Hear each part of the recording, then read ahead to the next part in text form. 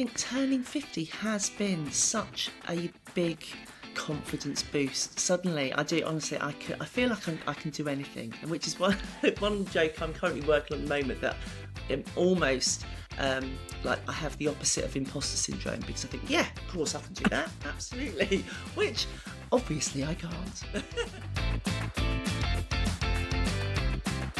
So we've got Tracey Davies with us. She's a Brighton-based travel writer, Oh, blimey, here we go. So sorry, right. Sorry. Oh, God. Typical. That's funny. Typical. Honestly, She you just can't wants get the professionals, attention. can you? I do apologise. Right, she's That's out. a good start. Okay, right. Professional. So we've got Tracey Davies with us today. She's a Brighton-based travel writer, journalist and editor of 101 Singles Holidays, as well as a former co-host of the Carry On Travel podcast. You may have seen her byline in all sorts of magazines and national newspapers like The Times, Mail on Sunday, Prima, Good Housekeeping. But what we've got her on for today is that she has jumped out of her comfort zone. And Tracey, at midlife, at the age of 50, what have you decided to do? I've decided to become a stand-up comedian. I cannot believe that. You're amazing. I can barely believe it myself. So, all right, tell us your journey. How did that all come about? So it was. I suppose turning 50 was the catalyst, but there was a lot of things. You know, I've always been quite interested. I interviewed some comedians for work a few years back, and I thought, oh, it sounds really fascinating. They were telling me about this stand-up course by Jill Edwards, who is renowned in the industry, in the comedy industry, as she has trained people like Jimmy Carr, Ramesh Ranganathan, Angela Barnes, Sean Walsh, just a whole host of brilliant, successful stand-up comedians. So I was writing about Jill's course and thinking, oh, I don't know, I'm quite tempted, but I never really thought I would have. I would, be brave enough to stand up on stage and do it. But then I was coming up to my 50th birthday, and I thought, right, I want to treat myself. And I thought, I could go down the tattoo route, like many ladies of my age do. But I'd already just done that the year before. So, oh, okay. Fair enough. And anyway, so I treated myself to her beginner's course. So it's a 10-week course here in Brighton at the Comedia, which is like the number one comedy club in Brighton. And you know what? I just absolutely fell in love with it. And so I found it really hard, though. So I did the 10-week course, and at the end we had a new act night at Comedia, and where we got to invite all our family and friends, and did a 3-minute spot on stage. And do you know what? That's it. I was sold after that. And I was honestly swaggering around like I was Joan Rivers, thinking, oh my goodness, this is what I want to do. Yeah. And the absolute rush and thrill I got from it. It's I just thought, this is what I want to do. Going to take hold. Well, who did you? Yeah. So, what sort of people decided to sign up with you? Were you with an eclectic bunch, or was it all middle-aged women? At first, I was quite surprised how large the course was, because there were about 25 of us on it. So it meant that we were, and right from the first day, we had to get used to getting on stage and talking, and even if it's just like getting up, introducing yourself, getting off the stage again. So yeah, there was a real mix. There were quite a few older ladies, I would say. One was a retired nurse who was about to turn 60, and she was absolutely hilarious, and we're still friends today.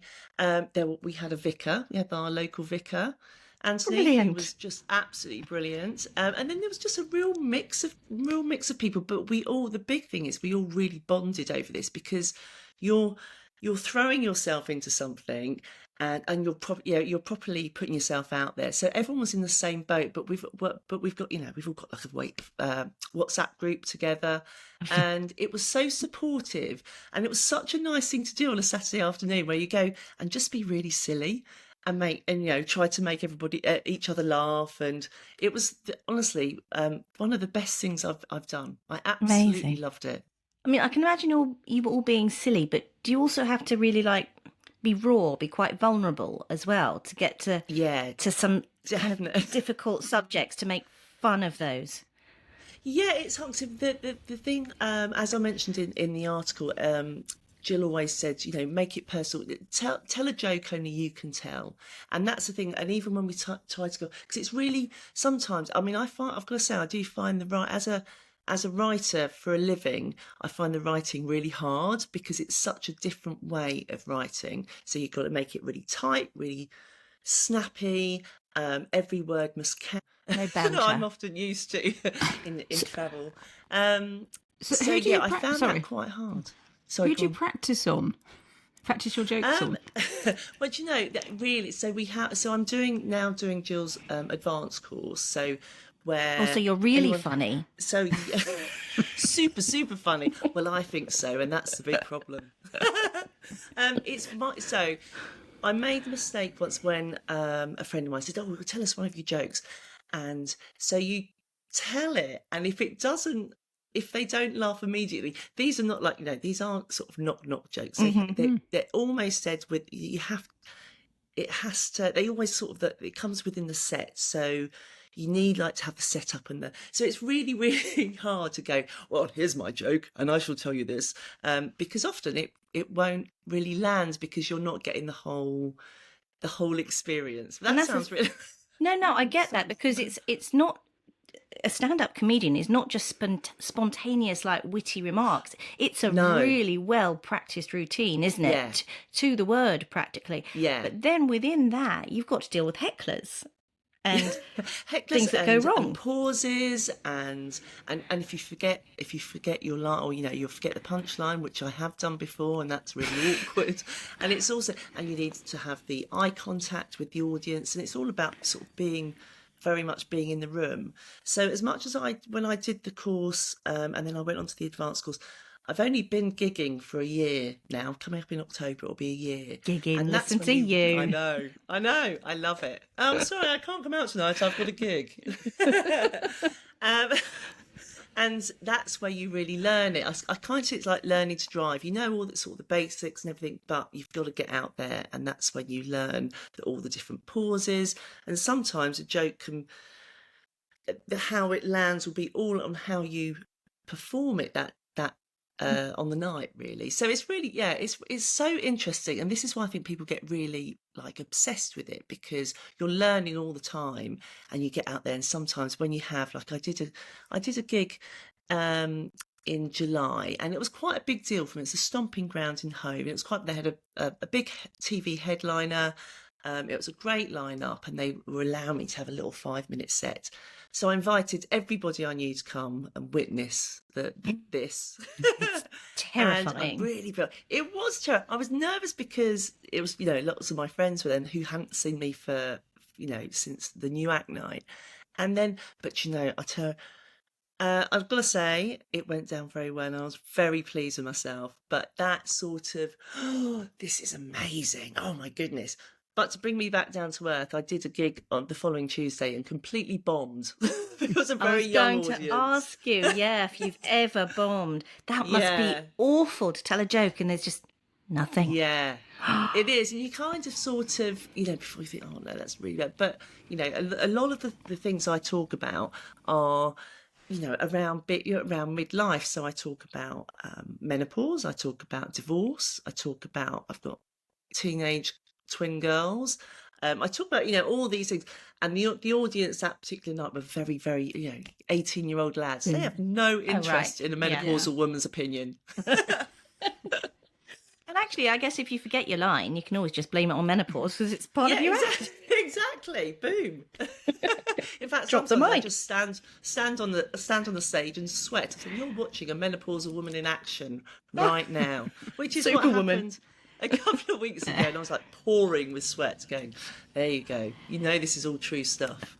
That's awful, isn't it? I mean, it's one thing, I think, to push yourself when you're younger, right? Because you just don't have those fears but when you've been, when you're a midlife woman and you're trying to put yourself out there, a lot of our confidence gets crushed through one thing and another, through life and weirdly hormones. We get more anxiety, Yeah. don't we? And that can affect us. So what you have done is wildly brave, and we both applaud it so much.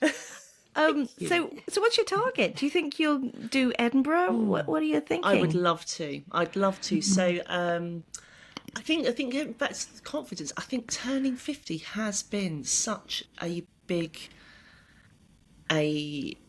confidence boost. Suddenly, I do honestly. I feel like I can do anything, and which is one joke I'm currently working on at the moment, that I'm almost like I have the opposite of imposter syndrome, because I think, yeah, of course I can do that, absolutely, which obviously I can't. But so I would love to do Edinburgh. I'm starting. I've got a gig this weekend here in Sussex, where it's a fantastic, big TV, very successful TV comedian, also based in Brighton, and I'm on the bill with her. So I am beside myself with excitement. So yeah, I think I'd just like to, keep going, build up my set. To sort of 10 minutes, 20 minutes, and then see how we go. How do you find the other comedians? Are they pretty supportive of you coming in at, a slightly later age? Yeah. Yeah, do you know what? It's the lovely. So I've currently only gigged in Brighton and Sussex. So I haven't come up to London yet, and I'm a bit nervous about it because it feels like, oh, it's London. But everyone here, the circuit's really lovely, and people are really supportive. And there are I'm noticing a lot more women are getting onto the set, and also women of my age. It was not. Maybe a little bit younger, but there's a few sort of older women as well, and it's it's a fan. It's a fan. Yeah. Now, with that dog barking, it just reminded me. How do you think dealing with hecklers, your own dog included, has helped you, just generally in midlife? Do you wish? I certainly wish I did. As a 20-something, I wish I knew how to deal with hecklers. Partly like sexism in the workplace, or it's that kind of quick wit, put it down, get the focus back on you. That is a skill that I wish every woman could learn somehow. Do you know, I'm thinking, to be honest, I haven't had many hecklers, because the nights I do, the MC is usually very good at saying, you want to heckle anybody, don't heckle the acts, heckle me, blah, blah. But there has been, a few, and to be honest, I'm in such a, when you're on stage, or when I'm on stage, I feel kind of in control of it. And also I think being older and like being in my 50s, I don't care as much now. So I think there's very little that someone can say to me. Like, part of my act, my hair is this big wild thing, and when it gets hot, it gets bigger and bigger, and I make a thing of that in my set. And I make a thing out, like, do you know what? I absolutely just don't give a. Honestly, I don't give a damn. So hashtag no filters. Yeah, and it's really freeing. I think that's the biggest thing I've noticed, and possibly why I've gone into this. I mean, I've always been quite a big show off anyway, but this just feels.